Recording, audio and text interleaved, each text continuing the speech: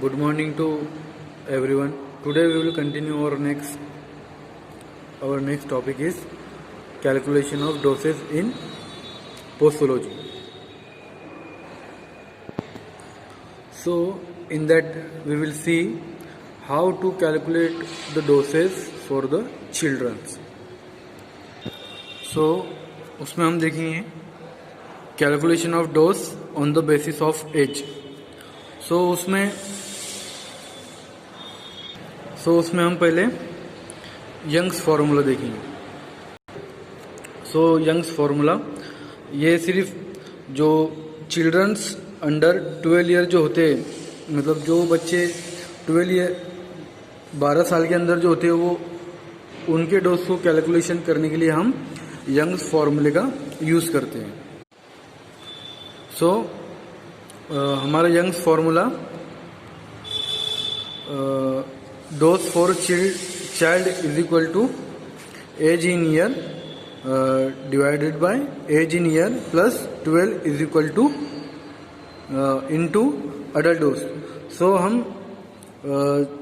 इस फार्मूले के थ्रू चिल्ड्रंस का डोज कैलकुलेट करेंगे जो अंडर 12 इयर्स होते हैं. तो हम यहाँ पर एक एग्जाम्पल लेंगे. ये फार्मूला एग्ज़ाम में भी बहुत बार पूछा गया है. सो आपको सभी फार्मूले अच्छी तरह से याद होने चाहिए, तभी आप उसको एग्ज़ाम में उसका डोज कैलकुलेट कर सकते हो. सो एग्जाम्पल के तौर पे हमने लिए what will be the dose for a children's 5 years if the adult dose of drug is 500 mg. So हम इसके अंदर ये डोज को कैलकुलेट करेंगे. जैसे कि इसमें क्वेश्चन पूछा गया है कि अगर अडल्ट डोज 500 mg है अडल्ट के लिए, तो 5 साल के बच्चे के लिए वो डोज कितना होगा.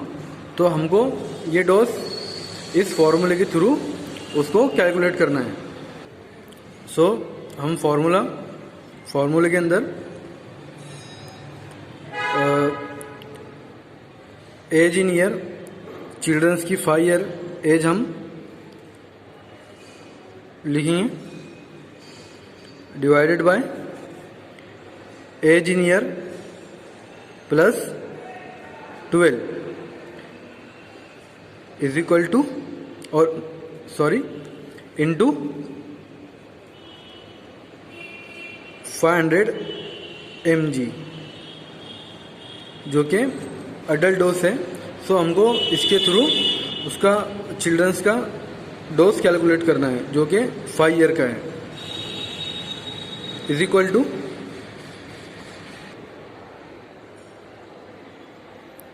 5 divided by 5 plus 12 17 into 500 mg. So 5 divided by 17 is equal to 147 mg. So ये हमारा डोज फॉर चाइल्ड है जो कि हमने इस फार्मूले के थ्रू हमने कैलकुलेट किए. सो जो भी 5 साल का बच्चा था जिसको हमने डोज कैलकुलेट करना था, तो उसका जो डोज जो कैलकुलेट हुआ वो 147 mg होगा. Then next is Dilling's formula. So हमको इसमें भी डोज कैलकुलेशन करना है on the basis of age. और इस फार्मूले में चिल्ड्रंस की जो डोज कैलकुलेट जो होते हैं, तो उसमें 4 to 20 ईयर्स होना चाहिए. सो डिलिंग फार्मूले में हम डिलिंग फार्मूले के थ्रू 4 से 20 साल के जो चिल्ड्रंस होते हैं, जो बच्चे होते हैं, उनका डोज कैलकुलेट करते हैं. सो हम यहाँ पर एक एग्जांपल लेंगे. What will be the dose of 10 year child if the adult dose of drug is 600 mg. अगर अडल्ट डोज 600 mg है, तो 10 ईयर के बच्चे का कितना डोज होगा, तो हमको डिलिंग्स फॉर्मूले के थ्रू कैलकुलेट करना है, उसका डोज कैलकुलेट करना है। और ये सबसे बेटर मेथड है एंड ईजियर है to quick calculate the dose of children's. So हम फार्मूले में चिल्ड्रंस की एज लेंगे, जो कि हमारे एग्जाम्पल में दी हुई 10 years and by 20 into adult dose. So हम लेंगे 10 ईयर्स बाय 20 इंटू 600 mg। तो 10 ईयर्स के चिल्ड्रंस का जो डोज हम कैलकुलेट हुआ 10 by 20 into 600 mg is equal to 300 mg। ये हमारा 10 ईयर के चिल्ड्रंस का डोज कैलकुलेट हुआ बाय द डिलिंग्स फार्मूला। और ये सब कैलकुलेशन हम on the basis of age करते हैं। Then second is calculation of dose on the basis of body weight. हमने पहले देखे थे calculation of dose on the basis of age, but हम दूसरे मेथड में देखेंगे calculation of dose on the basis of body weight. So first हम उसके अंदर देखेंगे Clark's formula. So Clark's formula, dose of child is equal to child weight in kilogram by 70 is equal to adult dose. ये Clark's formula, इसके through हम children's का dose calculate करेंगे on the basis of body weight. Then हम example लेंगे, the adult dose 500 mg per kg body weight. अगर adult dose 50 mg per kg adult dose है, अगर उसकी बॉडी वेट के हिसाब से 50 mg पर kg है, तो how much drug required for a 12 year boy. So कितना ड्रग और कितना डोज 12 ईयर्स के चिल्ड्रंस को लगेगा ऑफ 12 ईयर्स के चिल्ड्रंस को एंड वेइंग 21 किलोग्राम, जो कि जिस बच्चे का 21 किलोग्राम उसका वेट है, तो उसके हिसाब से उसको उसका डोज, जो भी ड्रग का डोज हो कितना उसको रिक्वायर्ड है और कितना उसको लगेगा। सो हम क्लार्क्स फार्मूले के थ्रू उसको क्लार्क्स फार्मूले के through on the basis of their body wait हम उसको कैलकुलेट करेंगे। सो हमारा चिल्ड्रंस वेट है 21 kilogram by 70 as per formula into 50 mg per kg adult dose. So उसका डोज क्या होगा, कितना होगा 12 ईयर्स के चिल्ड्रंस का 15 mg उसका डोज होगा 12 ईयर्स के बच्चे का, जिसका वेट है 21 kilogram as per the Clark's formula on the basis of their body weights. Then third हम देखेंगे calculation of dose on the basis of body surface area. हमने पहले देखे थे calculation of dose on the basis of age, calculation of dose on the basis of body weight. Then हम देखेंगे calculation of dose on the basis of body surface area. So हम इसके अंदर देखेंगे सबसे जो पहला जो उसका हम देखेंगे, पहले हम उसमें कैटजेल रूल देखेंगे। तो कैटजेल रूल्स का जो फॉर्मूला है, जो कि चिल्ड्रंस के डोज को जब हम कैलकुलेट करते हैं on the basis of their body surface area, so हम कैटजेल रूल्स के थ्रू हम उसको कैलकुलेट करते हैं। तो हम उसके फॉर्मूले देखेंगे, dose of child is equal to surface area of children's by surface area of adult into adult dose. हमारी एज पर हमारे बुक के बैक साइड में भी एक टेबल है जिसपे मतलब मेंशन किया हुआ है कि चिल्ड्रंस का एज पर एज उसका बॉडी सरफेस एरिया इतना है, एज पर अडल्ट उसका बॉडी सरफेस एरिया है। सो हम उसी की एग्जांपल यहाँ पर नोट कर रहे हैं। For example, calculate the dose for children that has a body surface area of 0.46 metre square. हम ऐसे बच्चे के लिए डोज कैलकुलेट करेंगे जिसका body surface area 0.46 metre square है।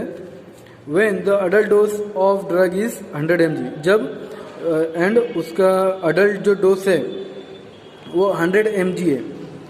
एज पर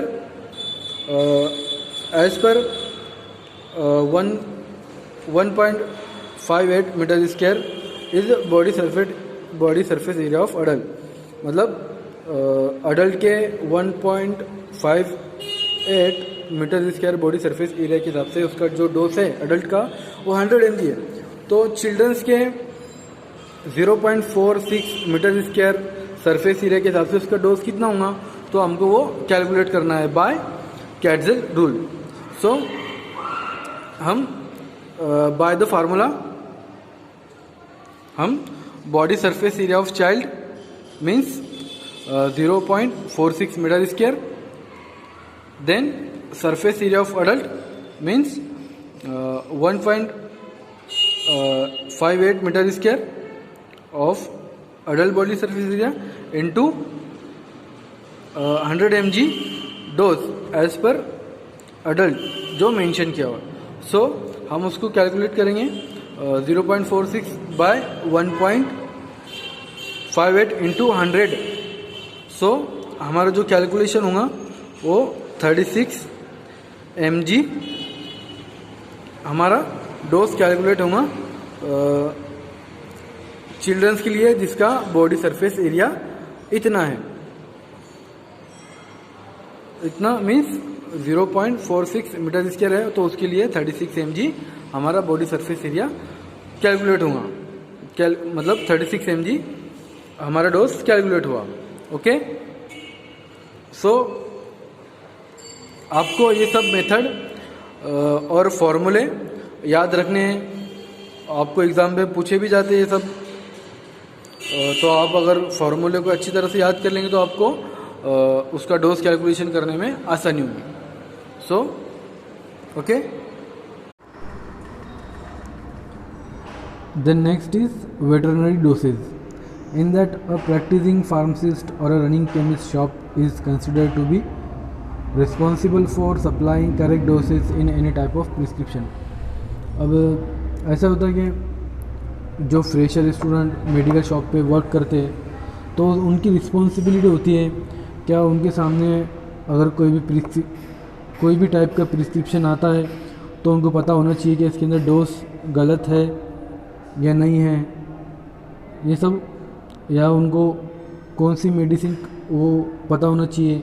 क्या हम जो भी मेडिसिन सप्लाई कर रहे पेशेंट को या कोई वेटरनरी केयर को, तो उनको पता होना चाहिए कि हम राइट डोज उसके अंदर दे रहे कि नहीं दे रहे, उनको पता होना चाहिए। उनकी ये रिस्पॉन्सिबिलिटी है। Therefore it is required that he should have complete knowledge of posology which pertains to animal medication। और उनको पोसोलॉजी का कंप्लीट नॉलेज होना चाहिए कि पोसोलॉजी क्या है, उसके अंदर क्या होता है, और उनको ये मतलब उनको एनिमल मेडिकेशन के ताल्लुक से भी मतलब पता होना चाहिए कि उनको कितनी डोज देना है नहीं देना है, ये सब उनको पता होना चाहिए।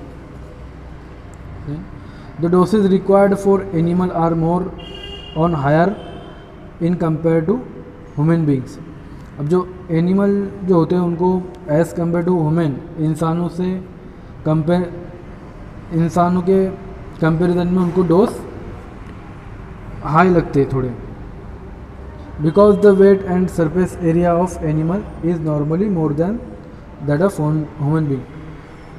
क्योंकि एनिमल का जो सरफेस एरिया और जो बॉडी वेट होता है वो ह्यूमन बींग से, इंसानों से ज़्यादा होता है. ये वजह से उनको डोज भी इंसानों से ज़्यादा लगते हैं.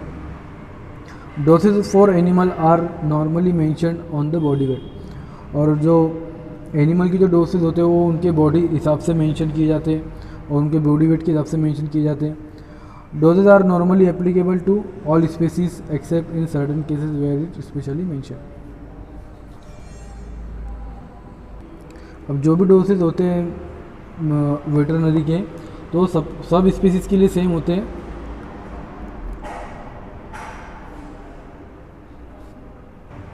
बट कुछ केसेस में उनको स्पेसिफाई करना पड़ता है उनकी डोसेस को. Okay. Then factor influencing dose of a drug in animal. First one, age. Young animal need less dose of a drug as compare to adult. अब एनिमल में क्या होता है, एनिमल की एज के फैक्टर में क्या इनके अंदर जो यंग एनिमल होते हैं उनको कम डोज लगता है as compare to adult animal के. Because young animal are more susceptible than adult. और क्योंकि यंग एनिमल ज़्यादा ससेप्टिबल होते हैं अडल्ट मेल के कंपैरिजन में. The next factor is sex. Sex play an important role in while prescribing the dose for an animal. जो sex जो है एनिमलों के अंदर भी मतलब इम्पोर्टेंट रोल को प्ले करता है.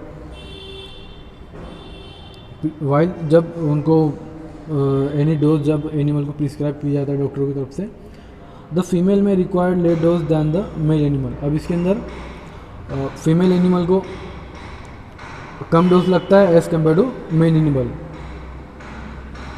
Certain drugs are contraindicated in pregnant animal. और कुछ ड्रग ऐसे होते हैं जो प्रेग्नेंट एनिमल के अंदर कॉन्ट्राइंडिकेटेड होते हैं, जिसकी वजह से क्या होता है, क्या उनमें अबॉर्शन भी हो जाता है, मतलब अबॉर्शन भी इंड्यूस हो जाता है. Some drugs have tendency to pass into milk which becomes unfit for human consumption.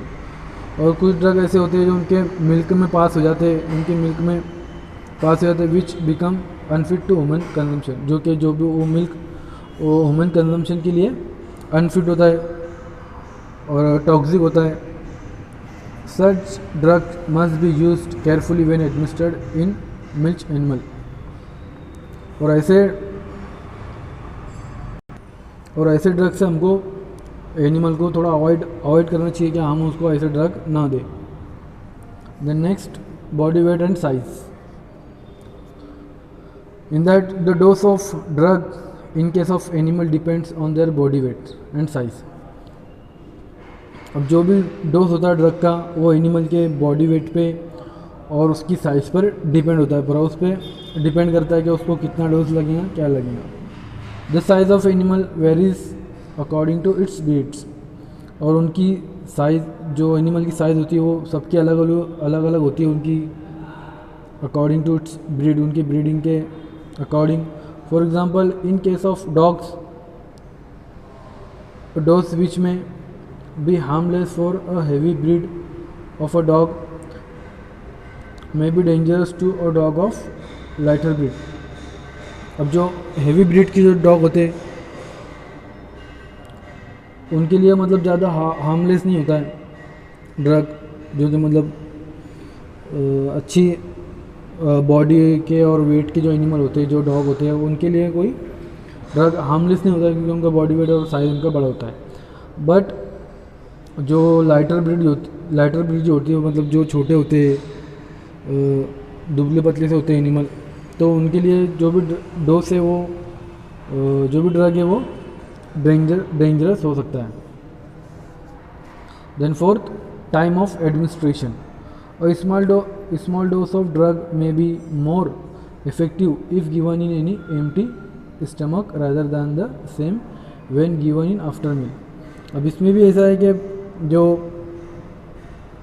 Small dose है ड्रग का तो हमने अगर उसको एम्प्टी स्टमक दिए तो वो ज़्यादा असरदार होगा एज़ कम्पेयर टू मतलब उसको आफ्टर मील जब हम उसको कोई भी ड्रग देंगे तो ज़्यादा इफ़ेक्टिव होगा, मतलब आफ्टर मील के बाद वो इतना ज़्यादा इफ़ेक्ट नहीं दे पाएंगे drug. Purgative and anthelmintics are more effective when given in empty stomach. Purgative drugs और एंथेलमेटिक्स ड्रग्स ये जब हम उनको एम्प्टी स्टमक देंगे डॉग्स ये एनिमल्स को तो वो मोर इफेक्टिव ज़्यादा असरदार होंगे, ज़्यादा फार्माकोलॉजिकल एक्शन वो प्रोड्यूस करेंगे। Similarly the hypnotics are more effective when given after sunset than given early in the morning. और हिप्नोटिक्स भी मोर इफेक्टिव रहेंगे इसके अंदर अगर हमने उनको सनसेट के बाद दिए, अर्ली और मॉर्निंग से पहले अगर दिए तो उनको एज़ कम्पेयर टू मॉर्निंग वो ज़्यादा इफेक्टिव होंगे drugs. Fifth, route of administration. The dose of the same drug varies with the use of different routes of administration. And then यहाँ पर जो उसके जो डोज होते हैं ड्रग के वो उसके रूट ऑफ एडमिनिस्ट्रेशन के हिसाब से अलग अलग होते हैं। The maximum dose is required when the drug is given orally. जब हम कोई भी ड्रग ओरली देते हैं कोई भी पेशेंट को या कोई भी एनिमल को तो उसका मैक्सिमम डोज लगता है, मतलब ज़्यादा से ज़्यादा डोज लगता है एज़ कम्पेयर टू आईवी। और जब हम उसको आईवी देंगे तो उसका लो डोज लगेगा। The minimum dose is needed when the drug is administered by intravenous. और जब हम उसको इंट्रावेनसली ड्रग देंगे, उसको ड्रग एडमिनिस्टर करेंगे तो उसको मिनिमम मतलब कम से कम डोज लगेगा उसको एडमिनिस्टर करने के लिए। The following order is observe while administering the dose is the dose of same drug by different roots.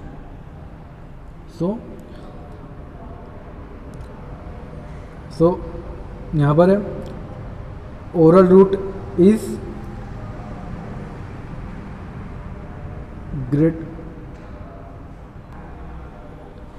greater than subcutaneously route and subcutaneously route is greater than intramuscularly route and intramuscularly route is greater than intravenous route। So जैसे हम मतलब oral route के अंदर ज़्यादा dose देंगे, maximum dose देंगे, इसके अंदर उससे थोड़ा कम डोज देंगे, इसके अंदर उससे थोड़ा कम डोज देंगे और इंट्रावेनस में हम मिनिमम डोज देंगे। Okay. 6. Environmental condition. The atmospheric moisture and temperature have a great influence on the tissue of animals। जो एटमॉस्फेरिक जो मॉइस्चर है और जो टेम्परेचर वो ज़्यादा अफेक्ट करता है एनिमल पर। In rainy season, when the climate is quite humid and hot, less dose is required than the winter when climate is dry and hot। जब रेनी सीज़न में क्लाइमेट हमारा जब थोड़ा गर्म और थोड़ा ह्यूमिडिटी कम होती है तो जब हमको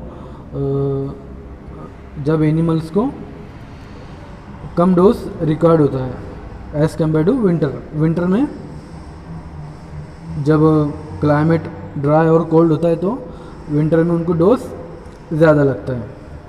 then 7 habits. An animal which is constantly under the influence of a drug may develop tolerance for that drug. अब कोई एनिमल को कॉन्स्टेंटली मतलब हम ड्रग दे रहे तो उसको उसमें क्या होगा कि वो उसके पास एक ऐसी एबिलिटी आ जाएंगी जो उसको वो ड्रग को टॉलरेट कर पाएंगा, उसको मतलब बर्दाश्त कर पाएंगा। In such animal the normal dose में fail to produce the desired effect. अब कोई एनिमल के अंदर क्या होता है कि जो नॉर्मल जो डोज होता है वो अगर उसकी डिज़ायर्ड इफेक्ट प्रोड्यूस करने में फेल हो जाता है Hence the larger dose are required to produce the required effect. So हमको उसका larger dose उसको देना होगा to produce the required effect, मतलब उसको जो इफ़ेक्ट जो चाहिए तो हमको वो प्रोड्यूस करने का उसका डोज उसका बड़ा कर देना होगा. Eight rate of elimination, the rate of excretion of drug has marked effect on the dose of the drug. अब इसमें क्या होता है कि मतलब अगर कोई ड्रग फास्टर रेट से अगर एनिमल की बॉडी से वो एक्सक्रीट हो रहा है तो हमको उसका डोज लार्ज लेना होगा, और अगर कोई ड्रग स्लोली एक्सक्रीट हो रहा है उसकी बॉडी से तो हमको उसका जो डोज है ड्रग का उसको कम देना होगा. क्यों? क्योंकि उसके अंदर वो क्यूमुलेटिव डोज प्रोड्यूस ना कर सके और उसके अंदर कोई टॉक्सिसिटी प्रोड्यूस ना हो. Then 9, the effect of drug. When two drugs having the similar type of pharmacological action are given in combination, the effect will become more powerful than the individual drug in the equivalent. अब इसमें क्या होगा, the effect dose में हमको synergistic effect produce होगा, क्योंकि हम दो ड्रग हम कॉम्बिनेशन के अंदर दे रहे जो कि जिसका सिमिलर फार्माकोलॉजिकल एक्शन है. तो क्या करेंगे, उसकी एक्टिविटी को इंक्रीज़ कर देंगे. फॉर एग्ज़ाम्पल हमने अगर उसको पेन किलर दिए डाइक्लोफिनेक और कोई साइक्लोफिनेक कॉम्बिनेशन में दिए तो क्या करेगा, उसकी एनाल्जेसिक एक्टिविटी को वो इंक्रीज़ कर देगा. ओके, बट बहुत से टाइम ऐसा होता है कि जब हम दो ड्रग उसको कॉम्बिनेशन में देते हैं तो वो उसके अपोज जाते हैं और वो एक ऐसा मीन्स वो उसकी थेरेपेटिक इफेक्ट को या उसकी फार्माकोलॉजिकल इफेक्ट को वो डिक्रीज कर देते हैं. Then 10th, purpose of medication. The dose of drug varies with the purpose for which it is used. In that जैसे कि हम कोई ड्रग यूज़ कर रहे हैं कि वो हमको एनाल्जेसिक एक्टिविटी प्रोड्यूस करे, बट अगर हम उसको लो या लार्ज क्वांटिटी के अंदर अमाउंट के अंदर लेते तो कोई इन्फ्लामेशन प्रोड्यूस करेगा या कोई ऐसा इफेक्ट देता है तो वो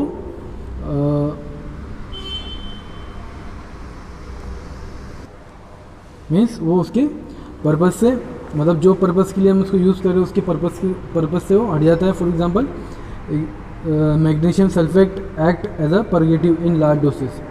अब मैग्नीशियम सल्फेट हम एज अ परगेटिव यूज़ करते हैं, मतलब लार्ज डोज के अंदर, but in smaller dosage it acts as a antacid laxative. But अगर हमने उसको स्मॉल अमाउंट के अंदर लिए तो वो क्या करेगा, एंटासिड और लैक्सेटिव एक्टिविटी को वो शो करेगा. Next, species. The dose of drug varies from species to species. अब जो भी ड्रग का डोज होता है वो अलग अलग होता है स्पीसीज़ में. स्पीसीज़ टू स्पीसीज़, ये स्पीसीज़ के अंदर अलग होगा तो दूसरी स्पीसीज़ के अंदर उसका डोज अलग होगा, ऐसा. The dose of drug for cow will be different from horse, sheep, pig. अब जो ड्रग का हम डोज कॉ के अंदर दे रहे, मतलब गाय को दे रहे, तो अब दूसरे जानवर के लिए उसका डोज अलग होगा. For example horse, sheep and pig, cat etcetera, इनके लिए उसका डोज अलग अलग होगा. उनके वेट के हिसाब से उसका डोज उनको मतलब दिया जाएगा. Opium is a narcotic even then it produce excitement in horse and cattle. अब ओपियम ही जो है नार्कोटिक ड्रग्स है, बट ये एक्साइटमेंट भी प्रोड्यूस करता है हॉर्स के अंदर और कैटल के अंदर, but it show narcosis in dog, और ये डॉग्स के अंदर नार्कोसिस एक्टिविटी को शो करता है. This differences in action are due to anatomical and physiological peculiarities. और ये जो भी डिफरेंस एक्शन शो हो रहे हैं ये किसकी वजह से होते हैं? एनाटॉमिकल एंड फिजियोलॉजिकल पेक्युलरिटीज़ की वजह से ये सब डिफरेंट एक्शन शो होते हैं। Then 11th, character of the drug. Larger dose of drug are required if it given in a crude form to the animal. अब हम कोई भी ड्रग अगर कोई एनिमल को दे रहे हैं हम, अगर वो क्रूड फॉर्म में, वो एक्टिव फार्मास्यूटिकल इंग्रेडिएंट्स नहीं है, वो क्रूड फॉर्म में, तो हमको वो लार्ज अमाउंट के अंदर ही देना होगा। For example nux vomica powder is required to be given in large dosage than its active constituent strychnine alkaloid which is given in smaller dosage. For example अब नक्स वोमिका है, नक्स vomica powder है, तो ये crude form में, तो हमको ये जो भी पाउडर है नक्स वोमिका वो हमको लार्ज डोज के अंदर देना पड़ेगा। अब फॉर एग्जाम्पल उसके अगर हमने एक्टिव कंस्टिट्यूएंट दिए एनिमल्स को, तो हमको उसका डोज स्मॉलर करना पड़ेगा, उसको डोज कम करना पड़ेगा स्टिचनिन का, स्टिचनिन एल्कलॉइड्स का। ओके, सो यहाँ पर हमारा पोसोलॉजी चैप्टर एंड हुआ। ओके।